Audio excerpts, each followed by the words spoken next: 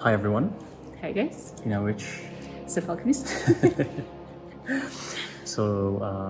we're in this beautiful archaeological museum Of Lycian history. of Lycian history. Lycians is one of the civilizations that was around 2,500 years ago. They're connected to the ancient Greeks, and they've done magnificent work. They left a lot of monuments in the area of the Mediterranean, and we're in one of the museum that shows their craft. And today we're going to talk about giving offerings.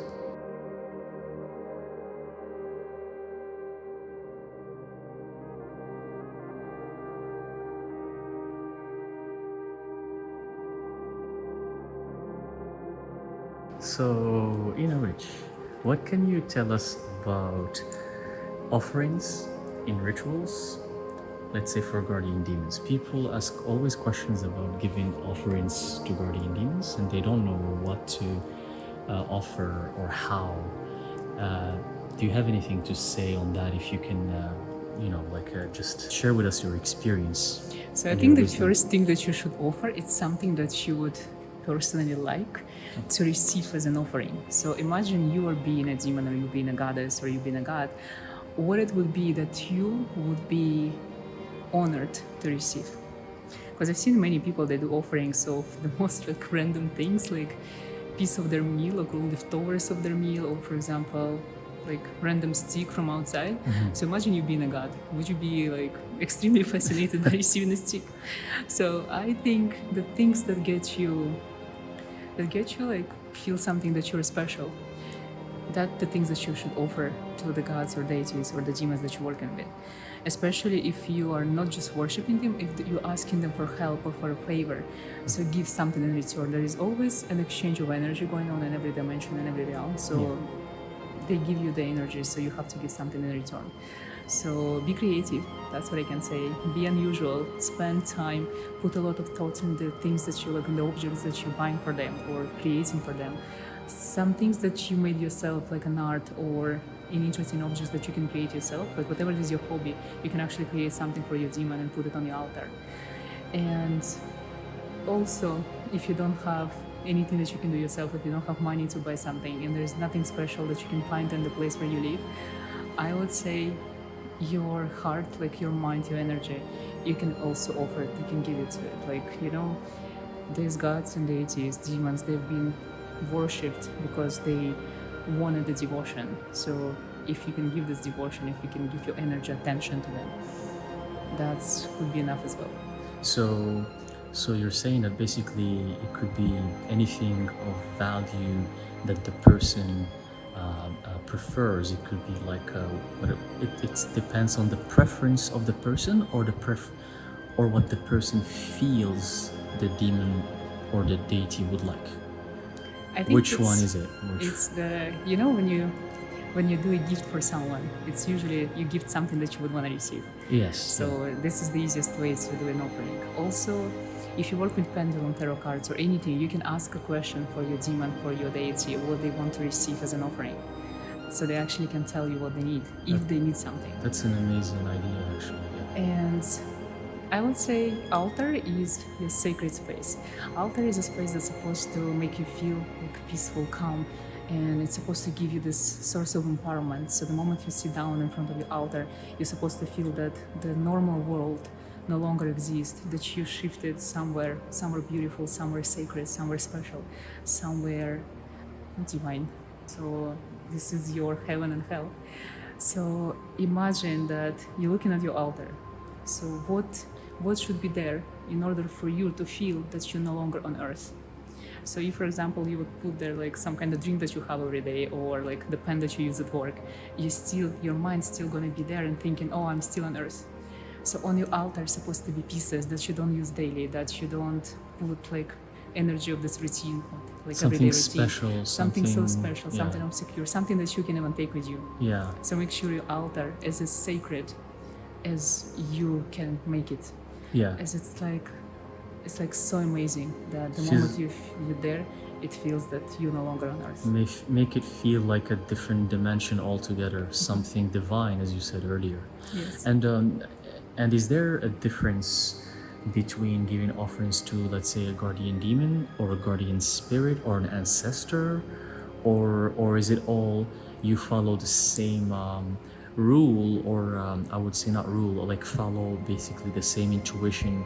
What do you think these spirits would like, or is there a difference for each type of I spirit? think there is a huge difference, because even if you talk about ancestors, so they once used to live on earth as humans. Yeah. So for them, many traditions, like all over the world, like when they do offerings for ancestors, first they offer their favorite drink, their favorite food, maybe their favorite book, Human flowers, related, like something human, something yeah. that you used to love in this realm, and then you would crave, or you would want to see. It's like, it's very nice when you bring something, because this was, if you know your ancestor and you know what they loved, when you bring it, it's like you're showing that you remember them. Like you're giving so much attention of remembering what they used to like when they were alive. So when offering something to your ancestors, make sure it's like very personal, like to them. Yes. And they might not care about like ancient relic, because they never were into art or never visited a museum, but they might go like crazy when they see like the favorite like drink on your altar, or favorite, like, I don't know, bread or something. And when it comes to gods, because we don't know what they liked, but I would always recommend to go back in history and like do research on ancient temples. Like for example, if it's a temple of Artemis, like do research what people used to do as an offering, and go to some museums and see the exhibitions dedicated to Artemis, like what she was into. Like if you see, she always used to wear like a lot of beautiful jewelry, like dress, like headpieces. So it means you should offer something beautiful. Yeah, some nice piece of jewelry, something valuable too, like gold or silver, something that's not just like something cheap or something like that, because you want to honor this goddess or this deity, right? Yes, so for example, in Ares, the god of war, he was into war, so I don't think he would be into receiving flowers at his altar. So that's true. Make sure you like offer some kind of relics that has connection with war, like war pieces, or like maybe a knife, like sword, something like that. So it helps you to do the research about the deity, like make personal connection, and they will always give you answers. Like the moment you start researching, they're gonna give you answers. So they want like the inspiration gonna come. Wow, this is amazing wisdom and knowledge and information that's actually hard to find. Thank you very much for sharing this knowledge with us. And You're welcome. Can you tell us, where are you right now? Where is this beautiful space that we can see? Can you talk about it a little bit? In the witch and Seth alchemist right now. So we're actually in the room that dedicated to Xanthas. It was one of the biggest Lycian cities in the ancient times, like now Turkey, and it was occupied by many different invaders, like Romans, Greeks, Persians, Ottoman Empire, like everyone. And we are among like the relics that were brought from the Xanthas and put in this museum. And it's like such a pleasure always to be like surrounded by the relics. And I think even we got inspired by the question of the offerings, because majority of these relics were from the temples, of Artemis. Like Lycians were into the Artemis so much. It was like one of the biggest cults. Yes. So we saw so many artifacts like talking about the worship in the goddess. And also Apollo was like very prominent in this area. They call him Apollon, Apollon. Apollo in English. Apollo in English. Yeah. The ancient language. But yeah, this is an amazing civilization that existed, and you're right. It always feels amazing to be surrounded by these artifacts. As you can see, we're surrounded. I don't know if you can see them, but it makes you feel this kind of different energy.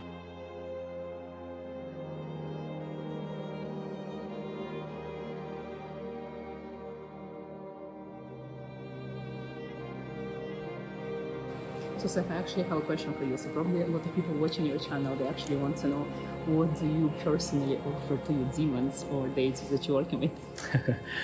So for me, for offerings, it's usually comes in the form of energy using my sigils.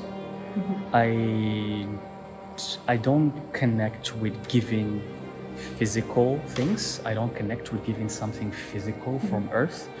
So when I do a ritual, I would make a sigil because that's what I'm good at.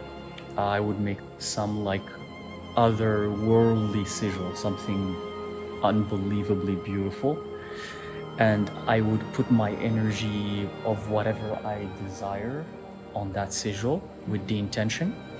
And then that would be my offering to that specific deity or entity, and especially my guardian demons who are always protecting me. And for me, it more connects with energy, not physicality. Yes. Yeah, but your sigils are awesome. Like whenever I use them, they always feel like so special. So much Thank you. energy. Thank you. So like, Yeah. that's a good offering, actually. But yeah, this is it. So we're in this beautiful archaeological museum, which shared with us some amazing knowledge and wisdom about offerings. And I hope you guys enjoyed this.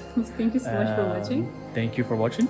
And maybe let us know in the comments what kind of offerings do you do for your deities, for your demons that absolutely. you work with. Like, very interesting. Yeah, write it down in the comment section. Mm-hmm. We're curious to know. And we will see you in the next Museum. museum. All right.